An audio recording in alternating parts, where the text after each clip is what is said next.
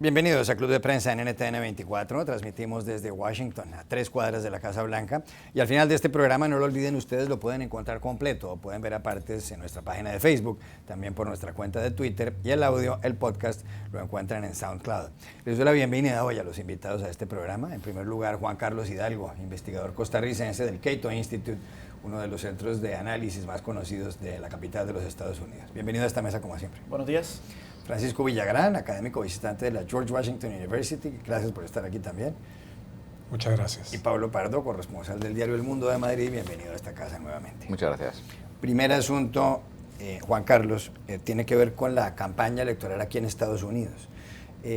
La semana pasada, el jueves, cuando fue consagrada como candidata demócrata a las elecciones presidenciales del 8 de noviembre, Hillary Clinton, uno de los oradores de la jornada fue el padre de un soldado estadounidense musulmán que murió en Irak, el señor Sir Khan. Y además pronunció un discurso junto con la esposa de él, con Ghazala Khan, quien estuvo todo el tiempo callada a su lado. El señor Sir Khan le dijo a Donald Trump, le envió un mensaje al candidato del Partido Republicano, diciéndole: usted no ha hecho ningún sacrificio por este país, yo soy el padre de un soldado asesinado, posiblemente usted no se ha leído la Constitución de Estados Unidos.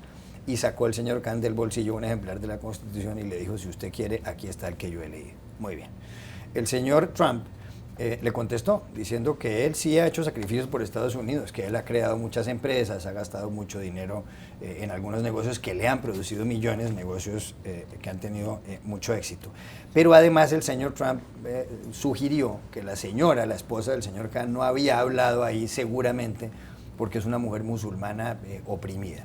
Esto ha generado muchos comentarios en las redes sociales aquí en Estados Unidos. El New York Times dice que ha sido un asunto serio en la campaña. Entre otras cosas, el último promedio de las encuestas sitúa ahora a Hillary Clinton 4 puntos por encima de Trump, ella 46%, él 42%. Pero vuelve a ponerse sobre la mesa la misma pregunta: ¿le hará daño esto a Donald Trump? ¿Sí o no? ¿O será que la destrucción de Trump, si es que algún día se produce, será causada por él mismo? Sí, bueno, tenemos un año, está prediciendo que ahora sí este evento va a generar un daño irreparable a la candidatura y a las perspectivas políticas de Donald Trump.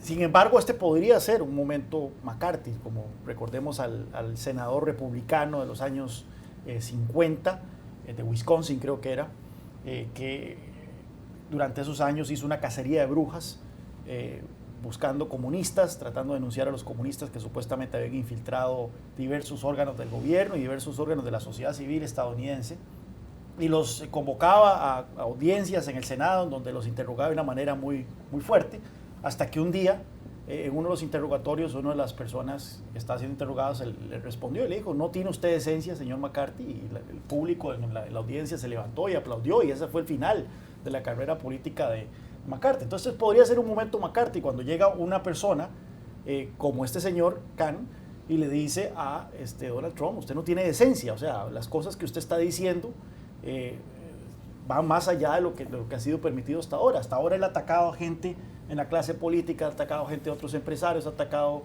a gente en la farándula y de todo, pero meterse con la familia de un soldado caído, yo creo que puede ya representar un punto de no retorno para Trump. Ayer, yo viendo los programas noticiosos, los programas dominicales, vi que la gente de la campaña de Trump ciertamente está teniendo muchísima dificultad en cómo lidiar con esta crisis. Y es que revela nuevamente, expone nuevamente el carácter, la naturaleza del carácter de Donald Trump. Por más que Donald Trump ha tratado de decir que ahora va a parecer más presidenciable, vemos a una persona que no soporta la crítica bajo ninguna circunstancia.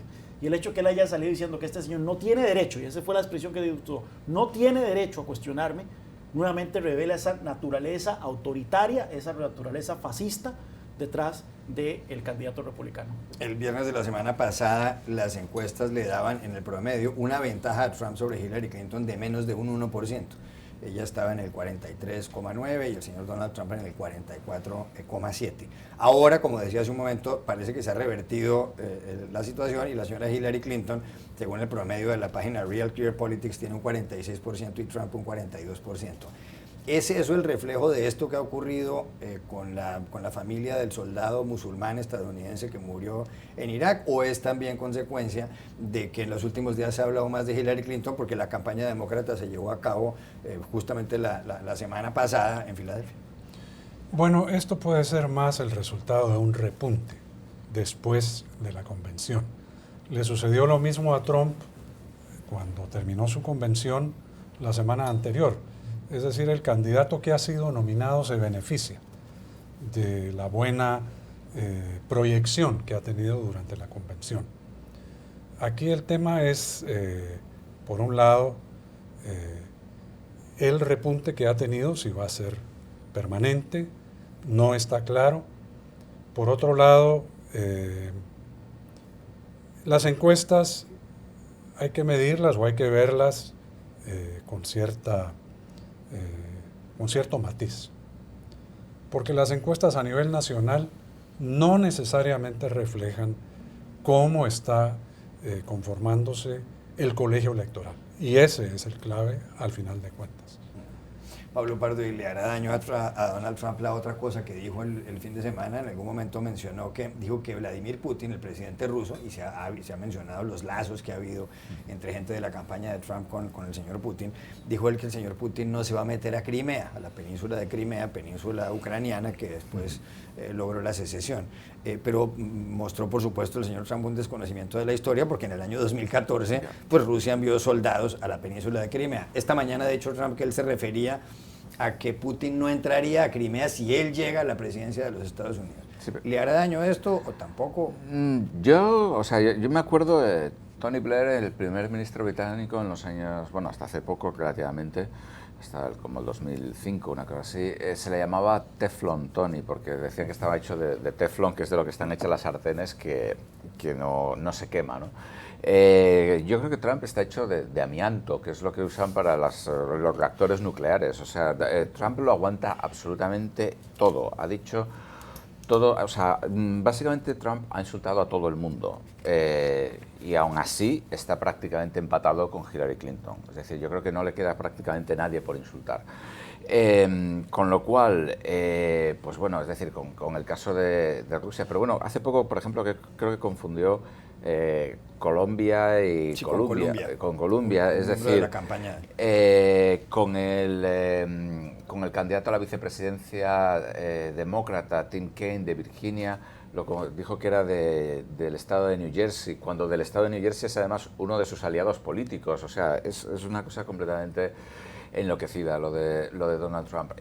Yo no lo sé, es decir, Donald Trump ha desafiado todas las leyes de la gravedad política. Del mismo modo que su pelo y su color de piel desafían las leyes de la naturaleza, su campaña desafía las leyes de la política.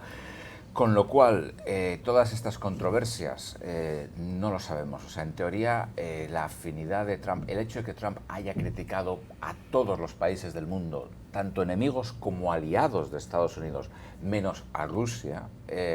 Bueno, Rusia, habría que decir Rusia, Israel y Corea del Norte, o sea que es una combinación absolutamente loca. Debería servir prácticamente para destruir la carrera presidencial de cualquier candidato. Y sin embargo, aquí él sigue, con lo cual yo no me atrevo a hacer ningún tipo de pronóstico. Usted cubrió las dos convenciones de los partidos políticos aquí en Estados Unidos. La semana pasada, la demócrata en Filadelfia, la antepasada, la republicana en Cleveland, en Ohio. ¿Qué conclusión saca de eso? Fueron convenciones muy diferentes. En la republicana se notaba una falta de entusiasmo muy considerable. Se veían espacios vacíos y esto lo reconocían los propios republicanos, digamos. Había muchas tensiones latentes y la campaña, para como suelen ser las convenciones republicanas, que suelen estar extraordinariamente bien organizadas, no estaba bien organizada. O sea, había momentos de tiempos vacíos en los que no se sabía qué iba a pasar, etcétera. Es decir, fue una convención extraña que reflejó la falta de unidad del Partido Republicano. O sea, había más miembros de la familia Trump que senadores hablando. La convención demócrata fue más en el estilo de los demócratas, mucho más caótica. Desde luego, si esta es la campaña de la supuestamente eficaz Hillary Clinton, yo no acabo de ver muy claro cómo van a conseguir que vote todo el mundo, porque aquello era un verdadero caos. Hubo muchas más protestas, porque los demócratas también, como buen partido de izquierdas, les gusta más protestar, etcétera, etcétera. Pero también había mucha más gente y al final yo creo que gracias sobre todo a Barack Obama y a Joe Biden se consiguió hacer una unidad del partido mayor, más sólida que la unidad republicana, que podía ser más aparente, pero por el fondo muchísima gente sigue sin aceptar a Donald Trump. Ya regresamos al Club de Prensa. Volvemos al Club de Prensa de NTN 24 desde Washington. En esta mesa hay dos centroamericanos, un costarricense y un guatemalteco, y hay noticias preocupantes de esa región del mundo, especialmente en Nicaragua. El viernes pasado, el Consejo Electoral, la autoridad electoral, despojó de todos los escaños que tenía, de todas las curules, como también se dice, que tenía el Partido Liberal Independiente, el principal partido de oposición. Ese es un parlamento de 91 escaños. Y además despojó a este partido de las curules porque supuestamente los miembros de la colectividad estaban desobedeciendo al líder del grupo.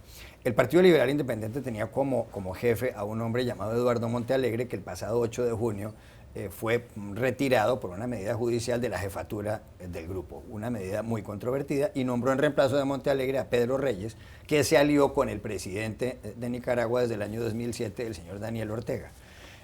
Y entonces Reyes trató de forzar a los demás integrantes de esta bancada de que tomaran cierta dirección a la hora de votar, no le hicieron caso y por esa razón el Consejo Electoral les quitó las curules. Con esto queda prácticamente el Congreso nicaragüense en manos de los partidarios de Daniel Ortega. Lo que pasa es que hay elecciones presidenciales en el mes de noviembre, el día 6 de noviembre, y entonces los señores del Partido Liberal Independiente, al no tener miembros en esta colectividad, en la Asamblea Nacional, en el Parlamento, no pueden tener un candidato, con lo cual lo previsible es que el señor Daniel Ortega va a ganar. El periódico La Prensa de Managua publica un editorial hoy lunes titulado Un zarpazo totalitario, y dice que esto es un golpe de Estado parcial o un golpe de Estado al Poder Legislativo. ¿Es un golpe de Estado o no es? Yo creo que se puede interpretar de esa manera. Es desde luego un retroceso en el desarrollo democrático de Nicaragua. Entendemos todos que Nicaragua, como los demás países centroamericanos, a excepción de Costa Rica, son democracias frágiles, apenas en una fase de construcción, de desarrollo, pero lo que ha sucedido en Nicaragua sí es grave. Es un retroceso y se entiende bien que es contrario al principio de legalidad, al principio de separación de poderes, y que el objetivo político de Ortega ha sido justamente el de quebrar, el de romper el pluralismo político en anticipación de las elecciones presidenciales que tendrán lugar en noviembre, y desde luego también el resultado ha sido un quebrantamiento de la democracia representativa. Los hechos los ha descrito muy bien. El Consejo Supremo Electoral separó de sus cargos a 28 diputados, 16 titulares, 12 suplentes. ¿Por qué? Porque se negaron a acatar las instrucciones o los criterios del nuevo representante legal del partido. Cómo llegó a representante legal también es un entuerto jurídico. Un fallo de la Corte Suprema separó del cargo al anterior representante legal y se lo dio a este señor, que es aliado, que es cercano a Ortega. Es algo que no se entiende bien. Primero, no está claro que el Consejo Supremo Electoral tuviera facultades para tomar una decisión de esta naturaleza. La única institución facultada para separar de su cargo a diputados es la propia Asamblea, es el mismo Congreso. No son otras instituciones y ciertamente el Consejo Supremo Electoral no es superior al organismo legislativo. ¿Qué puede suceder? ¿Qué debería suceder? Bueno, esto debe examinarse a la luz de la Carta Democrática Interamericana en la OEA. O sea, ciertamente es un caso... Opinión, y usted ha sido embajador ante la OEA, ¿debería activarse la Carta Democrática? Sí, hay paralelismos con la situación de Venezuela Y ciertamente el artículo 20 de la Carta Democrática a lo que se refiere es a la alteración del orden democrático, del orden constitucional en un país, algo que debe ser examinado por el Consejo Permanente, por la Asamblea, y lo puede llevar a la atención de la OEA el secretario general o cualquier país miembro. Eso es lo que corresponde hacer ahora. Se verá si efectivamente esto prospera o avanza, pero es el paso siguiente. Es inquietante lo que ha ocurrido en Nicaragua, pero es que además hay un dato adicional. Daniel Ortega, el presidente nicaragüense, tiene plazo hasta mañana, día 2 de agosto, para escoger a su compañero de fórmula, a quien sea su candidato a la vicepresidencia para estas elecciones del 6 de noviembre.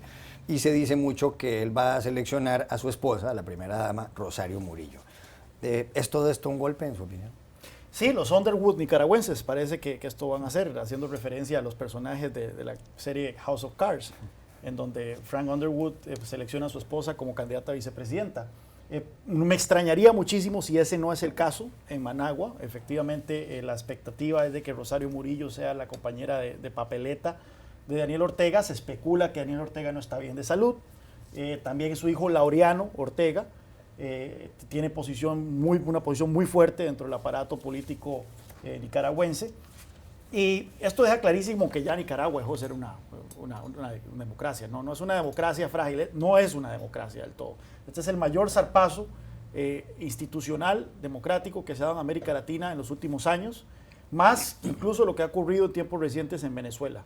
Así que estoy muy de acuerdo con don Francisco en el sentido de que la OEA, el secretario Almagro, así como trató de activar la Carta Democrática en el tema de Venezuela, debe hacer lo propio con Nicaragua, porque en Nicaragua en este momento ahora tenemos un partido único representado en el Congreso y solo un candidato va a estar en la papeleta para las elecciones próximas presidenciales, donde no se permitirá además observadores internacionales. Yo creo que ante cualquier métrica que se pueda utilizar para determinar si un país es una democracia o no, Nicaragua fallaría en todas las casillas. Yo, si me permitís, querría entonar un requiem por la izquierda europea después de haber elevado a los altares a Daniel Ortega y Nicaragua sandinista, la resistencia al imperialismo, etcétera, etcétera, que al final pues los Ortega se acaban convirtiendo en una dictadura dinástica como los Castro o como los Somoza. Es decir, que, bueno, en fin, yo creo que eso efectivamente hay que darle el pésame a una parte de la izquierda europea después de haber elevado a los Ortega, que ahora mismo tenemos una santísima trinidad de 3 Ortegas mandando en Nicaragua, aparentemente por los siglos de los siglos.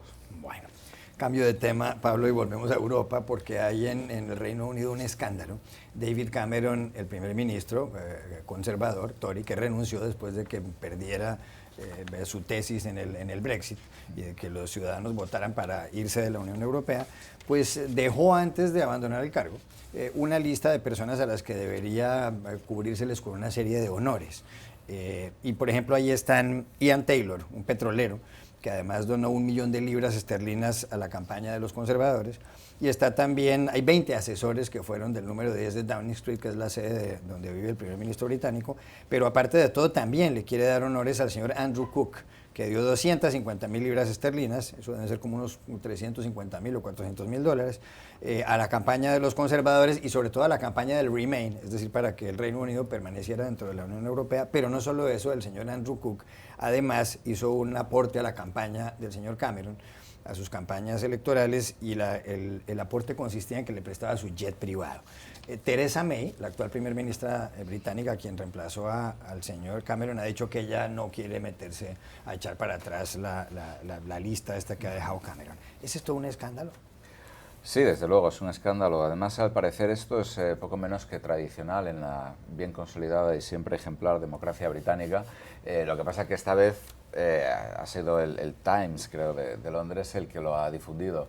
De todas maneras, a mí hay una cosa que me sorprendió en Gran Bretaña, por ejemplo, que es que también para una forma por medio de la cual mucha gente logran ser nombrados caballeros es realizando donaciones a organizaciones no gubernamentales en cuyo patronato o cuyo presidente honorario es alguien de la familia real. A mí esto me lo contó bastante gente en Gran Bretaña y yo no lo sabía. Es decir, no es que la familia real se beneficie económicamente, pero sí les da digamos, un poder institucional más grande. Desde luego que desde mi punto de vista es un escándalo. Desde luego que si esto pasara en otros países, por ejemplo en América Latina o en el sur de Europa, en España, pues ahora mismo tendríamos tal vez este periódico de Rosa, el Financial Times, diciendo que, en fin, son latinoamericanos, ya sabe usted cómo son. No se toman las instituciones en serio. Pero bueno, sí que es un escándalo y Theresa May yo creo que sí que debería no seguir adelante con esto y acabar con este tipo de prácticas, introducir transparencia, es decir, quien te da dinero para una campaña no debe recibir un cargo honorario. Ya regresamos a Club de Prensa. Último minuto en Club de Prensa hoy. Hay una información de la revista Time aquí en Estados Unidos. En Suecia, país de más de 9 millones de habitantes, se ha hecho un estudio sobre la frecuencia con la que tienen relaciones sexuales precisamente los pobladores, y hay una preocupación muy seria porque hacen el amor con menor frecuencia. Gabriel Wikström, el ministro de Salud Pública, ha dicho que este es un problema político. Incluso se citan algunos estudios sobre los millennials, los que han cumplido la mayoría de edad en el año 2000. El 20% de los millennials tienen relaciones sexuales entre 2 y 5 veces a la semana, y el 20% no han tenido relaciones sexuales en el año inmediatamente anterior a la encuesta. ¿Puede ser esto un problema político? Yo siempre que cuando explico qué significa ser liberal y por qué me considero ser liberal, no me gusta un Estado que se meta en la billetera ni en la habitación de las personas. En este caso, por supuesto que no creo que sea un problema político. Francisco Villagrán.